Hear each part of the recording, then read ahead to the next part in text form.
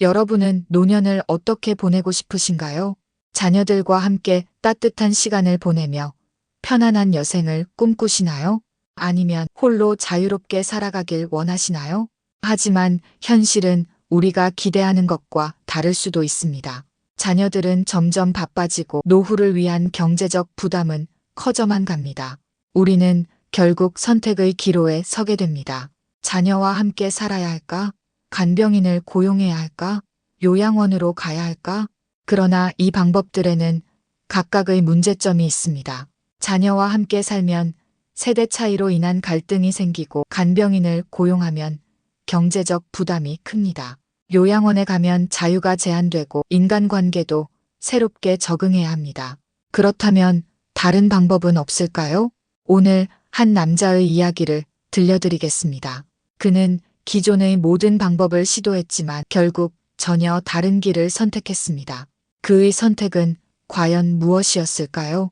외로운 70대 남성이 텅 빈 집 거실에 홀로 앉아 커피잔을 쥐고 창밖을 바라보고 있다. 배경은 따뜻한 아침 햇살이 비치는 소박한 실내 공간. 인물의 표정은 깊은 고뇌와 외로움이 느껴진다. 아내가 떠난 지 몇 해가 지났다. 그녀와 함께했던 시간은 어느새 희미해졌지만 집안 곳곳에는 여전히 그녀의 흔적이 남아있었다. 결혼 후 평생 함께 살았던 화곡동의 집. 아내가 떠난 후 이곳에서 홀로 지내는 것이 점점 더 힘들어졌다. 아침이면 여전히 그녀가 주방에 있을 것 같았고 밤이면 조용한 거실이 더 크게 느껴졌다. 하지만 그 적막함에도 불구하고 나는 이 집을 떠날 생각이 없었다. 그러던 어느 날 아들이 말했다. 아버지, 이 집 너무 크지 않으세요? 혼자 계시기엔 관리도 힘드시잖아요. 괜찮다. 아직 내 손으로 할 수 있다. 아버지, 그러지 말고 저희 집에서 지내시는 건 어떠세요? 나는 그 말을 듣고 한동안 고민했다. 솔직히 혼자 사는 것이 쉽지는 않았다. 하지만 그렇다고 해서 아들 내외에게 부담을 주고 싶지는 않았다. 며칠을 고민한 끝에 나는 결정을 내렸다. 집을 정리하고 월세를 놓기로 했다. 130만 원의 월세가 매달 들어오면 최소한 생활비 걱정은 없었다. 그리고 아들 집으로 들어갔다. 처음에는 좋았다. 손주들과 함께 시간을 보낼 수 있었고 아들도 나를 신경 써주는 듯했다. 하지만 얼마 지나지 않아 나는 이 집에서 손님이 되어가고 있음을 깨달았다. 저녁 식사 시간, 나는 가족들과 함께 식탁에 앉았다. 그런데 며느리의 표정이 어딘가 어색했다. 아버님, 반찬 입맛에 맞으세요? 그래, 잘 먹고 있다. 나는 자연스럽게 국을 떠서 먹으려는데 그 순간 며느리가 젓가락을 놓았다. 그녀는 아무 말도 하지 않았지만 나는 그 작은 움직임 속에서 의미를 읽을 수 있었다. 그리고 점점 나는 이 집에서 조용한 존재가 되었다. 손주들이 거실에서 TV를 보고 있으면 나는 방으로 들어갔다. 아들과 며느리가 대화를 나누고 있으면 나는 일부러 자리를 피해 주었다. 언젠가부터 식사 시간에도 자연스럽게 말이 줄어들었다. 나는 이 집의 한 구석에 있는 추억 속 인물이 되어가고 있었다. 결국 나는 결심했다. 어느 저녁 아들과 마주 앉았다. 아들아, 아버지가 다시 혼자 살아보려고 한다. 아버지, 갑자기 무슨 말씀이세요? 너희와 함께 지내는 것도 좋았지만 아버지는 아버지 나름대로의 생활이 있는 게 맞을 것 같다. 아들은 당황한 듯 했지만 나는 이미 마음을 굳힌 상태였다. 그렇게 나는 작은 원룸을 구했다. 매달 130만 원의 월세가 들어오니 생활비 걱정은 덜했다. 아침이면 혼자 커피를 내려 마셨다. 밥은 대충 해결했다. 처음에는 간단히 먹는 것이 편했다. 하지만 어느 순간 밥상을 차리는 것조차 귀찮아졌다. 마트에서 반찬을 사와도 며칠 지나면 쉬어버렸다. 장을 보러 가는 것도 쉽지 않았다. 예전에는 당연했던 일들이 이제는 하나하나 부담이 되었다. 무엇보다 아플 때가 문제였다. 어느 날 감기가 심하게 걸렸지만 병원에 갈 엄두가 나지 않았다. 나는 혼자서 약을 먹고 끙끙 앓았다. 그때 생각했다. 이대로 살아도 괜찮을까? 요양원은 가기 싫었지만 혼자 사는 것도 쉽지 않았다. 그렇다고 다시 아들 집으로 돌아갈 수도 없었다. 요양원에 가는 것이 정답일까? 나는 한 번도 요양원에 가고 싶다는 생각을 해본 적이 없다. 하지만 주변에서는 자꾸만 그 얘기를 했다. 강 선배, 이제 요양원 들어가는 게 낫지 않아? 그래요. 요양원 가면 식사도 챙겨주고 돌봐주는 사람도 있잖아요. 처음에는 무시했다. 하지만 시간이 지나면서 나도 모르게 그 생각을 하게 됐다. 혼자 사는 건 점점 버거워졌다. 밥을 해먹는 것도 귀찮았고 아프면 약을 사러 나가는 것도 힘들었다. 혹시 요양원이 더 나을까? 혹시 내가 잘못 생각하고 있는 걸까? 그렇게 고민하던 중 친구 김노인에게서 전화가 왔다. 강 씨, 나 좀 데려가줘. 왜? 무슨 일 있어? 여기 너무 답답해. 요양원 생활이 이렇게 힘들 줄 몰랐어. 밥은 잘 나와? 나와. 근데 먹고 싶을 때 못 먹어. 자고 싶을 때 못 자. 그럼 간병인은 어때? 있지. 근데 간병인은 내 가족이 아니야. 그럼 요양원에서 지내기 편한 점은 없어? 그는 한참을 침묵하다가 조용히 말했다. 강 씨, 난 여기서 하루하루 버티고 있는 기분이야. 이 말을 듣고 나서 나는 결심했다. 나는 요양원에 가지 않겠다고. 나는 스스로 선택할 수 있는 삶을 살고 싶었다. 김노인은 나보다 몇 살 많았다. 원래 활발한 성격이라 어디든 혼자 잘 다니고 술자리에서도 분위기를 띄우던 사람이었다. 하지만 몇 달 전 김노인은 다리에 문제가 생겼다. 무릎 수술을 받고 난 뒤 거동이 어려워지면서 자녀들이 그를 요양원에 보내기로 결정했다. 처음에는 김노인도 요양원 생활을 긍정적으로 받아들이려 했다. 강 씨, 그래도 여기 밥은 잘 나와. 직원들도 친절하고 방도 따로 있으니 지낼만해. 나는 안심했다. 나도 언젠가 요양원에 가야 할지 모른다고 생각했기 때문이다. 하지만 며칠 후 김노인의 말이 바뀌었다. 강 씨, 나 좀 데리러 와. 왜? 뭐 문제 있어? 나 그냥 집에 가고 싶어. 나는 당황했다. 며칠 전까지만 해도 괜찮다고 하지 않았던가? 왜 그러는데? 여긴 자유가 없어. 요양원은 정해진 시간에 맞춰 돌아갔다. 아침 7시면 기상, 8시에 식사, 낮 12시에 점심, 오후 6시에 저녁. 그리고 밤 9시면 취침 시간이었다. 배고프면 어쩌냐? 참아야지. 졸리면? 그래도 기다려야 해. 불 꺼지는 시간이 정해져 있으니까. 그럼 낮잠이라도 자면 되잖아. 낮에 방에 있으면 직원들이 나와서 산책하라고 그래. 그러면 너 하고 싶은 대로 하면 되잖아. 안 돼. 규칙이 있어. 그 말을 듣고 나니 나는 요양원의 현실을 조금 알 것 같았다. 며칠 뒤 김노인이 다시 전화를 했다. 강 씨, 나 좀 데려가줘. 제발. 그의 목소리는 간절했다. 왜 그래? 아직 적응이 안 된 거야? 아니, 강 씨. 여기 있으면 사람이 아니라 기계가 된 것 같아. 기계? 그래. 그냥 시키는 대로 움직여야 해. 아침에 일어나면 직원들이 와서 약 주고 밥 먹을 시간 되면 다 같이 밥 먹고 자고 싶어도 불 끄기 전엔 못 자. 아픈데도 병원 가는 일정이 정해져 있어. 내가 언제 병원에 가고 싶은지, 언제 밥을 먹고 싶은지는 중요하지 않아. 강 씨, 이게 사는 거야?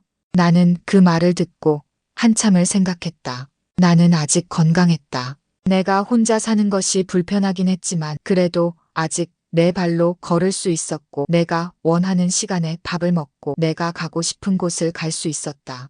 그런데 요양원에 가면 그걸 못하게 된다? 나는 생각했다. 내가 원하는 건 보호받는 삶이 아니라 내가 선택하는 삶이다. 그날 밤 나는 결심했다. 나는 요양원에 가지 않겠다고. 나는 요양원에 가지 않기로 했지만 그렇다고 혼자 사는 것이 쉬운 것도 아니었다. 아침에 눈을 뜨면 조용한 집, 커피를 내리며 마주하는 적막한 공간. 그리고 무엇보다 혼자 먹는 밥이 점점 더 싫어졌다. 그래서 나는 자연스럽게 자주 찾던 시장으로 향했다. 한적한 골목 안쪽에 작은 분식집이 있었다. 그곳에는 젊은 부부가 운영하는 작은 가게가 있었다. 할아버지, 어서 오세요. 떡볶이 하나 주고 오뎅 국물도 같이 좀 줘. 오늘은 김밥도 추가하시죠? 서비스로 단무지 많이 드릴게요. 이 가게에서 식사하는 것이 일상이 되었다.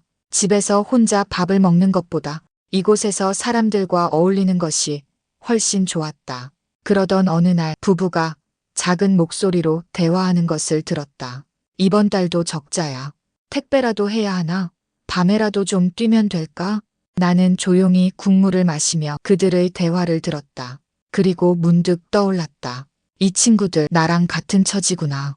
나는 조용히 부부를 바라보았다. 이들은 젊고 열심히 살고 있었다. 하지만 경제적으로 어려움을 겪고 있었다. 나는 잠시 고민했다. 그리고 결국 말을 꺼냈다. 너희가 우리 집에 와서 밥을 해주면 어떨까? 부부는 놀란 듯이 나를 쳐다보았다. 저희가요? 그래.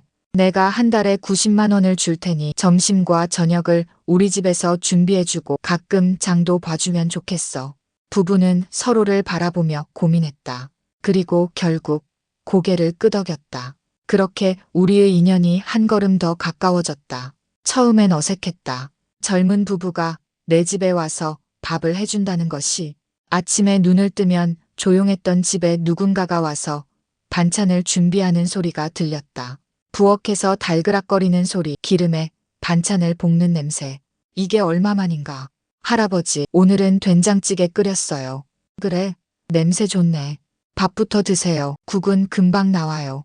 오랜만에 누가 해주는 밥을 먹는구나. 혼자 먹던 밥상과는 달랐다. 누군가 나를 위해 식사를 차려주고 식탁에 같이 앉아 이야기를 나눴다. 밥맛도 달랐다. 밥은 원래 혼자 먹는 게 아니었다. 시간이 지나면서 우리는 점점 더 편해졌다. 처음엔 부부도 조심스러워했다. 하지만 이제는 자연스럽게 대화를 나누고 가끔은 부부의 아이까지 데리고 왔다. 어느 날 아이가 내게 다가왔다. 할아버지, 이거 봐요. 작은 장난감 자동차를 흔들며 나를 쳐다봤다. 나는 천천히 아이의 손을 잡았다. 그래, 우리 손자. 뭘 보여주려고? 그 순간 마음 한구석이 따뜻해졌다. 나는 다시 가족을 가진 기분이었다. 그날 이후 나는 장난감 가게를 자주 들렀다. 아이를 위해 작은 자동차, 블록, 색연필 같은 걸 하나씩 사다 주었다. 할아버지, 저 이거 좋아요. 아이는 나를 보면 달려와 안겼다. 나는 아이의 손을 잡고 장난감을 건네주며 웃었다. 이번엔 자동차다. 어디 한번 잘 굴려보자. 부부는 처음엔 조금 놀란 듯 했지만 나중에는 고맙다고 했다. 할아버지, 너무 신경 안 쓰셔도 돼요. 아이한테 장난감 너무 많이 사주시면 버릇 나빠질 수도 있어요. 아니야, 이 정도는 괜찮아. 내가 우리 손주한테 못 해줬던 걸 이 아이한테 해주고 싶어서. 그렇게 아이는 나를 점점 더 좋아하게 되었다. 이제는 부부가 밥을 준비할 때면 아이와 나는 거실에서 블록을 쌓으며 놀았다. 어느 날 부부가 나를 초대했다. 할아버지, 저희 집에도 한번 오세요. 그래, 항상 저희가 여기 오니까 한 번쯤 놀러 오셔도 좋잖아요. 나는 잠시 망설였다. 하지만 부부는 환하게 웃으며 말했다. 아이도 할아버지랑 같이 놀고 싶대요. 그렇게 나는 처음으로 부부의 집에 갔다. 부부의 집은 크지 않았다. 방이 2개뿐인 작은 아파트. 하지만 따뜻한 분위기가 느껴졌다. 아이 장난감이 거실 한쪽에 널려 있었고 냉장고에는 가족 사진이 붙어 있었다. 할아버지, 저희 집 어때요? 좋구나. 차라도 한 잔 드릴까요? 그래. 나는 거실에 앉아 부부와 차를 마셨다. 아이는 내 무릎에 앉아 장난감을 보여주었다.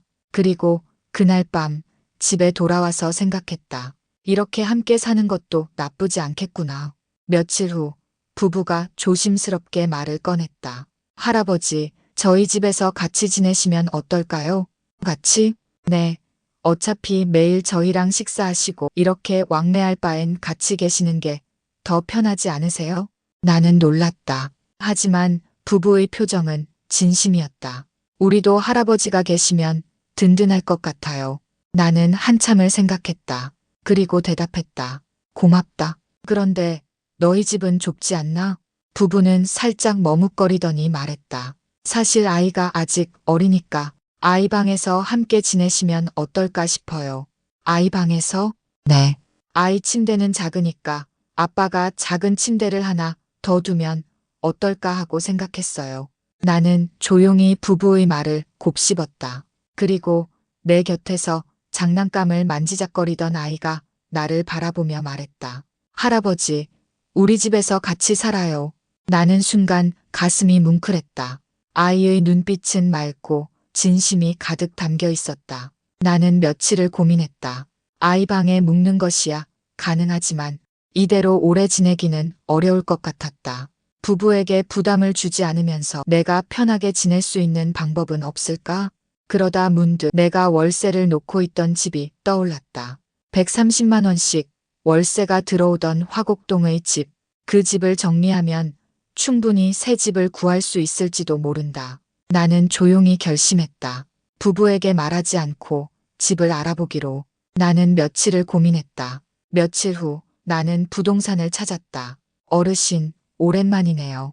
요즘도 월세 잘 들어오죠? 응, 그런데 이번에 그 집을 팔려고 하는데 혹시 괜찮은 매물이 있을까? 팔고 이사 가시려는 건가요? 그래. 좀 더 가족처럼 지낼 수 있는 집을 찾으려고.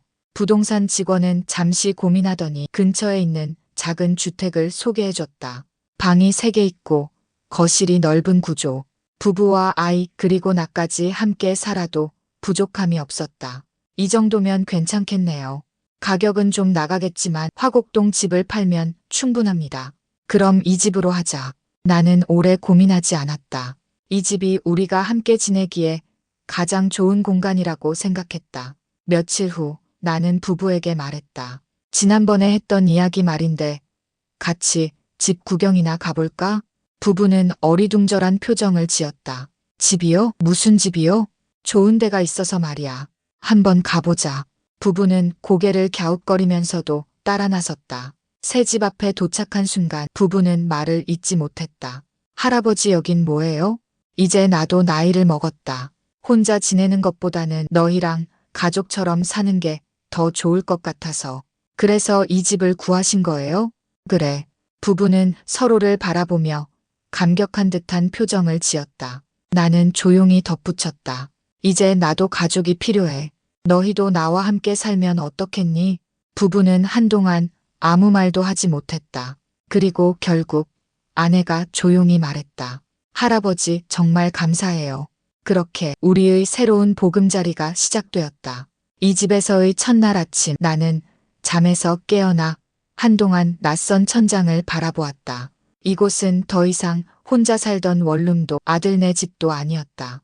이제 이곳이 내 집이었다. 그리고 내 가족이 있는 곳이었다. 부부는 여전히 부지런했다. 아침이면 주방에서 바쁜 손길이 오갔다. 할아버지, 일어나셨네요? 아침 드실래요? 그래. 오늘은 뭐야? 계란국이랑 김치볶음이요. 나는 천천히 식탁에 앉았다. 그리고 문득 이렇게 가족과 함께 앉아 아침을 먹는 게 얼마만인지 생각했다. 그날 오후 나는 거실에서 신문을 읽고 있었다. 그때 아이가 내 앞에 와서 멈춰섰다. 할아버지, 왜 우리 손자 같이 놀아요? 나는 피식 웃으며 신문을 내려놓았다. 뭐 하고 놀까? 자동차 놀이. 나는 아이와 함께 바닥에 앉아 장난감 자동차를 굴렸다. 아이는 깔깔 웃으며 신이 났고 나는 그런 아이를 바라보며 흐뭇했다. 어느 날 부부가 장을 보러 가야 한다며 나에게 부탁했다. 할아버지, 저희 잠깐 마트 다녀올 건데요. 애 좀 봐주실 수 있어요? 그럼 맡겨둬. 정말 괜찮으시겠어요? 나도 자식 키워봤어. 괜찮아. 그렇게 처음으로 나와 아이만 집에 남겨졌다. 나는 소파에 앉아 있었고 아이는 내 무릎에 앉아 그림책을 펼쳤다. 할아버지, 이거 읽어주세요. 그래, 보자. 나는 천천히 책을 읽기 시작했다. 아이는 내 목소리에 집중하며 눈을 반짝였다. 그 순간 나는 마치 젊은 시절로 돌아간 것만 같았다.